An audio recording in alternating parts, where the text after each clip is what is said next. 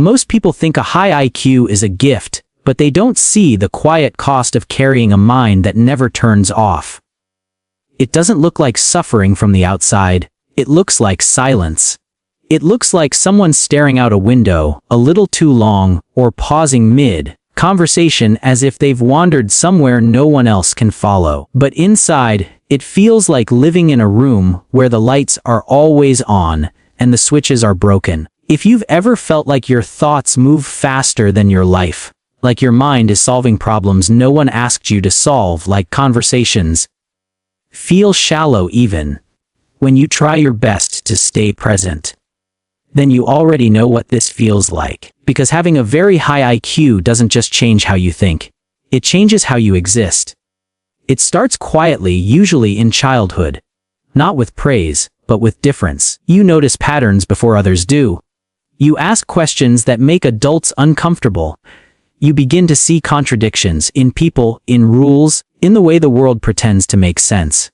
And at first, it feels like curiosity. But over time, it becomes distance. This is where the first habit begins to form. You start living in your head. Not because you want to, but because it's the only place that can keep up with you. The external world feels slow, repetitive, predictable. But your internal world, it's endless. It's where ideas collide, where possibilities multiply, where everything feels alive. So you retreat there, again and again, until thinking becomes your default state. And being present starts to feel unnatural. Psychologists sometimes call this cognitive overexcitability. But it feels more like being trapped in an invisible storm. You're not just thinking, you're over-processing. Every conversation replays. Every decision branches into 10 different outcomes. Every small detail expands into something larger, heavier. And slowly, something subtle happens. You stop trusting simple answers, because your mind has seen too much complexity to accept them. This leads to the second habit, chronic overthinking. For most people, a decision is a moment. For you, it's a labyrinth. You don't just ask, what should I do? You ask, what does this mean? What could go wrong? What pattern does this fit into? And what does it say about me? It's not indecision. It's an overload of awareness. But awareness, when it becomes excessive, starts to feel like a burden. And here's the part no one talks about: high intelligence doesn't protect you from emotional pain. In many cases, it amplifies it. Because you don't just feel things, you analyze them while you're feeling them. You dissect your own sadness. You question your own happiness. You become both the subject and the observer of your life, which makes even genuine moments feel slightly distant. This is where the third habit forms. Emotional detachment. Not because you don't care, but because you care too much in too many directions at once. Your mind tries to regulate the chaos by pulling back, by observing instead of immersing, by intellectualizing instead of experiencing. It's like standing in the rain but constantly analyzing the weather instead of just feeling the drops. And over time, this creates something deeper, something harder to explain. A sense of isolation that doesn't come from being alone, but from being misunderstood. You can be surrounded by people and still feel like there's a thin layer of glass between you and everyone else. Conversations skim the surface while your thoughts are miles below. You try to simplify yourself to connect, but it feels like translating a language no one else speaks. This leads to the fourth habit, selective communication. You start choosing your words carefully or not speaking at all. Not because you have nothing to say, but because saying everything feels pointless. You've learned that most people aren't looking for depth, they're looking for comfort, familiarity, simplicity. So you adapt, you shrink your thoughts. You filter your ideas. And in doing so, you slowly become invisible in your own life. But invisibility isn't the only thing that grows in that silence. There's also restlessness, a constant, quiet dissatisfaction. Because your mind is wired to seek stimulation, novelty, complexity, and the real world rarely keeps up. Routine feels suffocating. Repetition feels draining. Even success can feel empty if it doesn't challenge you intellectually. So you move from one interest to another, one idea to the next, searching for something that feels enough. This is the fifth habit: intellectual wandering. From the outside, it looks like inconsistency, but from the inside, it feels like survival. You're trying to feed a mind that's always hungry, always searching, always asking, what else is there? And yet, no matter how much you learn, there's a strange paradox that begins to take shape.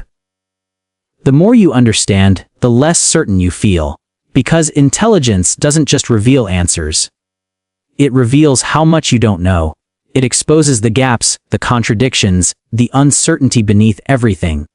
This creates the sixth habit: existential questioning. You don't just think about life, you question its structure, its meaning, its purpose. You find yourself awake at night, not because of stress, but because your mind is trying to solve something that may not have a solution. Why do people act the way they do?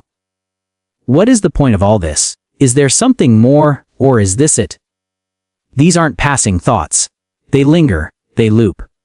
They become part of your internal landscape, and while others may distract themselves from these questions, you can't. Because your mind won't let you. It keeps digging. It keeps searching, until even your own identity starts to feel uncertain. And this is where the seventh habit begins to emerge, almost quietly, almost invisibly. A tendency to disconnect from your own sense of self. A tendency to disconnect from your own sense of self, not out of choice, but as a survival mechanism. When every thought feels monumental, every feeling a puzzle, sometimes stepping back becomes the only way to keep from being consumed. You start measuring yourself not by who you are, but by how well you understand the world.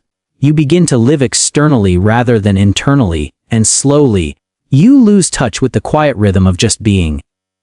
The consequences are subtle, almost invisible. Relationships can feel strained because intimacy demands a vulnerability your mind constantly analyzes before you even dare to open the door. Creativity can feel paralyzing because the bar you set for yourself is impossibly high. Happiness feels transient, fleeting, like a flickering candle in a room full of mirrors, reflecting your own endless reflections. And loneliness becomes a quiet companion, not because no one is there, but because no one can meet you where your mind lives. But here is the quiet pivot, the part that often goes unnoticed. These habits, these weird tendencies, were never flaws, they were adaptations. They were ways to survive a world that often moves slower than you think. The overthinking, the emotional detachment, the restless curiosity, they were your mind's way of protecting itself, of seeking meaning in chaos. What feels like isolation is really heightened sensitivity. What feels like emotional distance is really self-preservation. Understanding this doesn't erase the pain, but it reframes it. You weren't broken. You were just navigating life with a lens sharper than most can perceive. And there is hope. Tiny, persistent hope. Like sunlight slipping through a cracked window, awareness is the first step. Naming these habits allows you to see them as tools, not chains. Learning to step out of your mind without abandoning it, to let relationships unfold without overanalyzing every gesture, to allow creativity to flow imperfectly, these small shifts are profound. They teach patience, both with yourself and the world around you. They teach that living doesn't always have to be measured by the speed of thought or the depth of analysis. Sometimes, living is simply letting life be. Healing doesn't mean shutting off your mind. It means learning to live alongside it. It means embracing the restless curiosity, the sharp intellect, the emotional intensity, but without letting them consume the quiet spaces inside you. It means realizing that intelligence is not a burden when it is paired with self-compassion. That loneliness is not emptiness, but a bridge to deeper connection when you learn to step across it intentionally. That being different is not a curse, but a gift waiting to be understood. If you are someone who thinks too much, who feels too deeply, who questions relentlessly, know this: your mind is not your enemy. Your habits are not your punishment. They are the language through which you understand the world. And with awareness, patience, and small acts of presence, that language can become not a wall that separates you from others, but a bridge that carries you to a fuller, richer, more vibrant existence. So let your mind wander, but let your heart anchor. Let your curiosity explore, but let your being rest. Let your intelligence illuminate, but let your presence soften. The journey is long, and at times exhausting, but it is yours. And even in the quietest moments, even when it feels like no one understands, you are not invisible. You are alive, thinking, feeling, growing, and that is extraordinary in itself. If this story resonated with you, you are not alone. There are others wandering the same labyrinth of thought, seeking the same gentle light at the end of the mind's intricate tunnels. Subscribe, and step into this journey together, because even the most brilliant minds deserve to feel understood, not just seen.